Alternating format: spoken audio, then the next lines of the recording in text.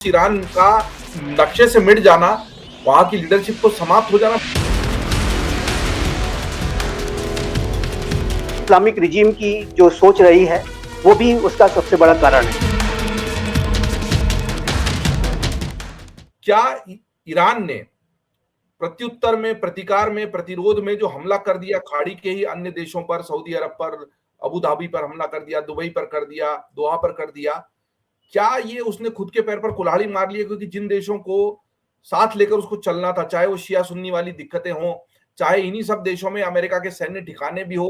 चाहे वो ये क्लेम करे कि मैंने तो हमला अमेरिका के सैन्य ठिकानों पर किया ताकि वो मुझे ज्यादा नुकसान, लेकिन क्या ऐसा करके उन्होंने कुछ और देश जो उनके साथ सहानुभूतिपूर्वक आ सकते थे इस दुख की घड़ी में,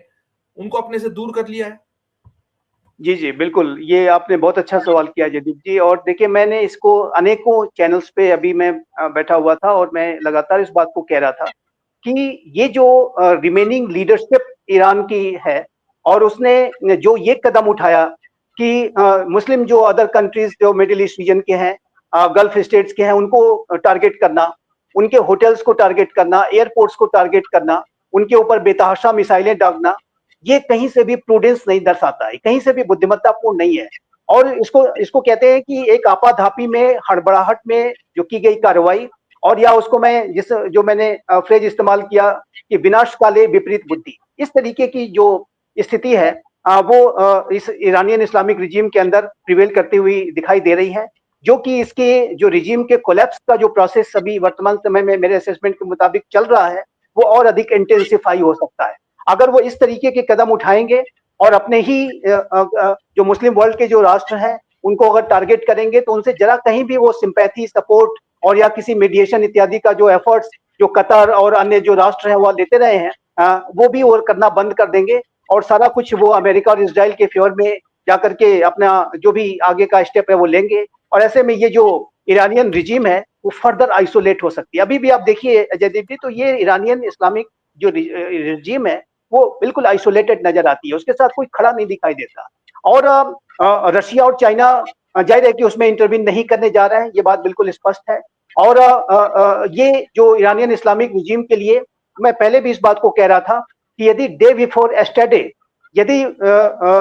ईरानियन इस्लामिक रिजीम बुद्धिमत्तापूर्ण तरीके से इन सारे जो विवाद, जो जो बातचीत चल रही थी, जो डायलॉग चल रहा था ओमान में और जिनेवा में, उसके प्रति कुछ कंस्ट्रक्टिव डिमॉन्स्ट्रेबल जो कदम और अप्रोच लेकर के दिखाते तो अयातुल्लाह खामनाई आज जीवित होते। लेकिन उन्होंने वो अपॉर्चुनिटी मिस कर दी। और अभी भी जो जो एडामेंट रुख, जो एग्रेसिव पोस्चर जो रिमेनिंग लीडरशिप है ईरान की, और विशेष रूप से जो वहाँ की Islamic revolutionary guard corps IRGC दिखा रही है और बेतहाशा वो हमले करते जा रही है, तो ऐसे में वो अपने लिए और अधिक मुसीबतें पैदा करते जा रहे हैं और अपने मित्रों को जहां कहीं भी उनके जो सिंपैथी और सपोर्ट हो सकता है उसको भी वो खोते जा रहे हैं। तो उनको अपने अपने सारे जो अभी भी जो रिमेनिंग जो उनका स्ट्रक्चर है इस्लामिक रिजीम का, उसके अगर वो सर्वाइवल को बनाए रखना चाहते हैं तो उसको उनको अपने कदमों पर लगाम लगाने की आवश्यकता है। त्वरित तरीके से इस बात की को करने की आवश्यकता है कि कोई वो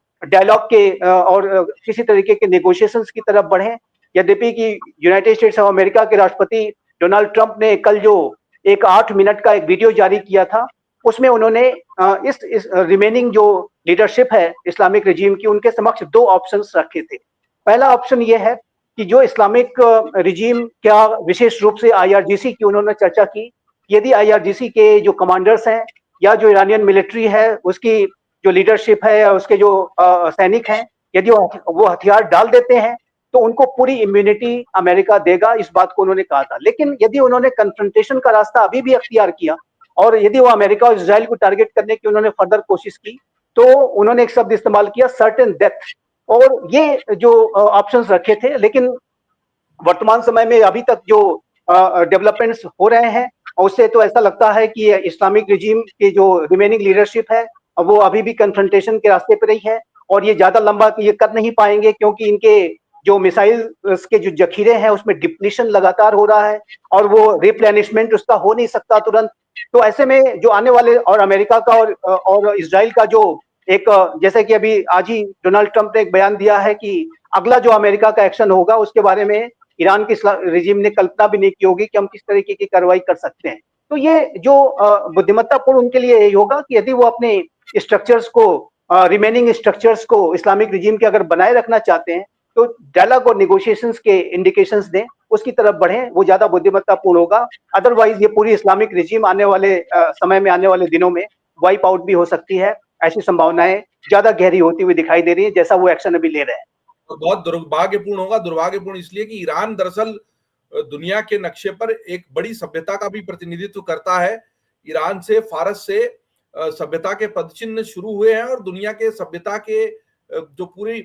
गढ़ी गई है, उसका जो पूरा इवोल्यूशन है, उसमें ईरानी सभ्यता बहुत बड़ा मकाम, महत्वपूर्ण मकाम रखती है मानव सभ्यता के इतिहास में। और उस ईरान का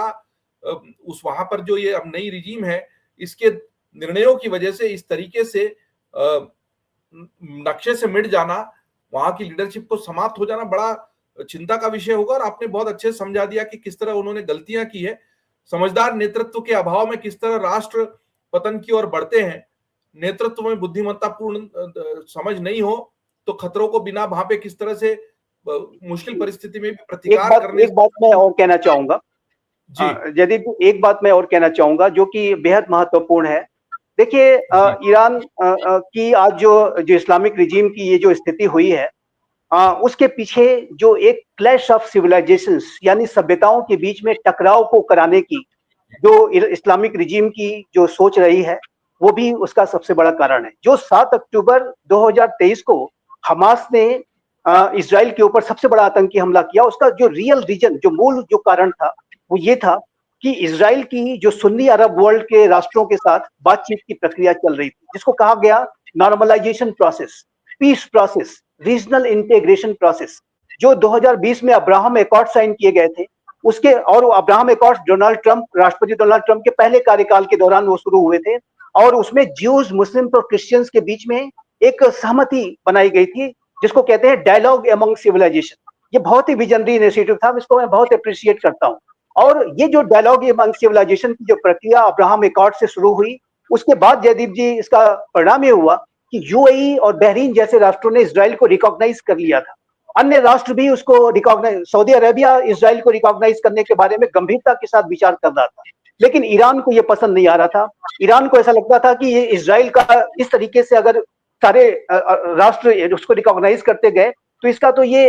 इंटीग्रेशन हो जाएगा, ये मिडिल ईस्ट रीजन में एक स्थापित और मान्यता प्राप्त शक्ति हो जाएगी। लेकिन ईरान का, इस्लामिक रिजीम का जो इजराइल के प्रति जो नफरत है, वो उसको वाइप आउट करने का, उसको स्वीकार ही नहीं करते हैं कि स्टेट ऑफ इजराइल भी कुछ है। यहूदियों की सभ्यता को ही वो मिटा देने की जो हिटलर वाली जो सोच है, वो ईरानियन इस्लामिक रिजीम में थी। तो उसकी वजह से जो उन्हीं का एक टेरर प्रॉक्सी हमास ने जो 7 अक्टूबर को हमला किया, वो लार्जली, हालांकि सीधे सीधे उसने ट्रेनिंग नहीं दी थी, लेकिन वो लार्जली ईरानियन बैक्ड कार्रवाई थी। और इसको इजराइल ने बहुत अच्छी तरह से समझा, और उसका लक्ष्य ये था कि इजराइल को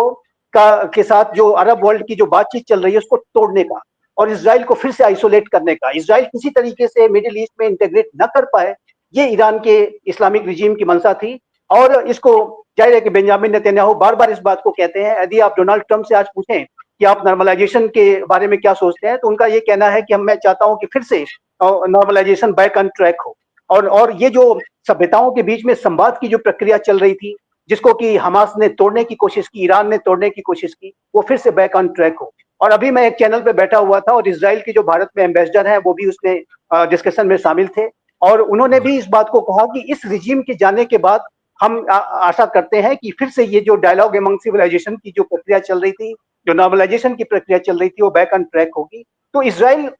और अभी आप देखिए तो इजराइल के प्रधानमंत्री बेंजामिन नेतन्याहू के हेक्सागन अलायंस की बात कर रहे हैं। वो न सिर्फ ज्यूज, मुस्लिम्स और क्रिश्चियंस के बीच में डायलॉग की बात कर रहे हैं, बल्कि Asia, Africa, middle east region के अनेक राष्ट्रों को लेकर के वो एक बड़ा एक अलायंस बनाना चाहते हैं, जो कि रेडिकलिज्म और टेररिज्म के खिलाफ वो बनेगा। तो ये जो ईरान के इस्लामिक रिजीम की जो क्लैश ऑफ सिविलाइजेशन की, जिसको मैं कहता हूँ शैतानी सोच को प्रमोट करने की जो उसकी नीति रही है, और उसके तहत उसने जो इजराइल के ऊपर इतना बड़ा हमला आतंकवाद के ऊपर कराया, उसने जाहिर है कि उसके बाद ही से ये निश्चित हो गया था कि ये इस्लामिक रिजीम के जो आने वाले दिन जो है बड़े मुसीबत भरे होंगे। और आप देखिए, एक करके एक, चाहे हमास से शुरुआत हुई, हिजबुल्लाह का जो नसरल्ला जो हिजबुल्लाह के चीफ थे, उसको भी इज़राइल ने मार गिराया और उसके बाद जो हमास को तो पूरी तरह से डेसिमेट कर ही दिया है, हूती को भी काफ़ी क्षति पहुँचाई है और अब तो जैसा वो इज़राइल में कहते हैं जो ऑक्टोपस का जो सिर है, अब उसके ऊपर ही सीधा हमला कर दिया है। तो ये जो ईरान के इस्लामिक रिजीम के अंदर इतने गहरे जो नेगेटिविटी और जो कॉन्ट्राडिक्शंस इतने ज़्यादा थे कि उसका ही परिणाम है कि आज इसको ईरान के इस्लामिक रिजीम को और उनके लीडर को ये दिन देखना पड़ा है और मैं पहले भी इस बात को कहता रहा था कि ईरान के इस्लामिक रिजीम के पास ये अंतिम चांस है। यदि अभी भी वो अपने पॉलिसी अप्रोच में बदलाव लाएं और मैं इस बात को सब देखिए एक बात मैं अंत में जयदीप जी कहना अवश्य चाहूंगा जिसको मैंने पहले भी उठाया था कि यदि मिडिल ईस्ट रीजन के मुस्लिम राष्ट्र Saudi Arabia, UAE, Bahrain, Israel के साथ एंगेजमेंट रख सकते हैं तो ईरान क्यों नहीं रख सकता? आखिर इजराइल और ईरान में बातचीत क्यों नहीं हो सकती? इस्लामिक रिजीम को आखिर इजराइल से इतनी नफरत क्यों है? ये जो उनके अंदर एक बहुत ही गहरा अंतर्विरोध जो था वो आज उनके पतन का कारण बना है और मैं आपके दर्शकों के लिए अवश्य बताना चाहता हूं कि इस्लामिक रिजीम के आने के पहले जो ईरान और इजराइल के जो संबंध थे वो बहुत अच्छे हुआ करते थे, लेकिन इस्लामिक रिजीम के आने के बाद ये संबंध इतने शत्रुतापूर्ण हो गए कि वो जो इस्लामिक रिजीम है इजराइल को वर्ल्ड मैप से वाइप आउट करने की बातें करती थी, death to America, death to Israel की बातें करती थी। अब सोचिए कि यदि इस तरीके की सोच रखने वाले इस्लामिक रिजीम के पास एक न्यूक्लियर बम आ जाए तो एक 90 लाख की आबादी वाले देश के ऊपर एक ही न्यूक्लियर बम काफी है और वो जाहिर है कि वो इसी वजह से अमेरिका और इजराइल इस बात को लेकर के कमिटेड थे और जैसे कि कल राष्ट्रपति डोनाल्ड ट्रंप ने एक बार फिर से रिपीट करके इस बात को कहा कि अमेरिका इजराइल के इस रिजीम को और ईरान की इस रिजीम को, इस्लामिक रिजीम को कभी भी न्यूक्लियर वेपन्स एक्वायर नहीं करने देगा और उसके लिए चाहे जितने भी कदम उठाए जाए सकते हैं वो उठाए जाएंगे। और ये सिर्फ डोनाल्ड ट्रंप की बात नहीं है जयदीप जी, यदि आप प्रेसिडेंट ओबामा की अगर बात देखें, बाइडेन की बात देखें, किसी भी अमेरिकन प्रेसिडेंट ने कभी भी इस बात का संकल्प हमेशा बना के रखा कि वो ईरान को न्यूक्लियर वेपन्स एक्वायर नहीं करने देंगे क्योंकि ईरानियन इंटेंशंस बहुत डेंजरस थे। तो ये जो पूरी स्थिति है उसके लिए ईरान की इस्लामिक रिजीम स्वयं जिम्मेदार है। ताकत जैसा हो जाएगा। मैं अपने आखिरी सवाल की तरफ बढ़ रहा हूँ संजीव जी, आपने बहुत अच्छे समझाया कि कैसे ये क्लैश ऑफ सिविलाइजेशंस है, कैसे ये सभ्यताओं का संघर्ष है जो उनके प्रमुख को ले डूबा और ईरान की पूरी सभ्यता पर संकट खड़ा। और अगर आप ये वीडियो YouTube पर देख रहे हैं तो हमारे चैनल को सब्सक्राइब कर बेल आइकन दबाएं और Facebook पर देख रहे हैं तो हमारे पेज को लाइक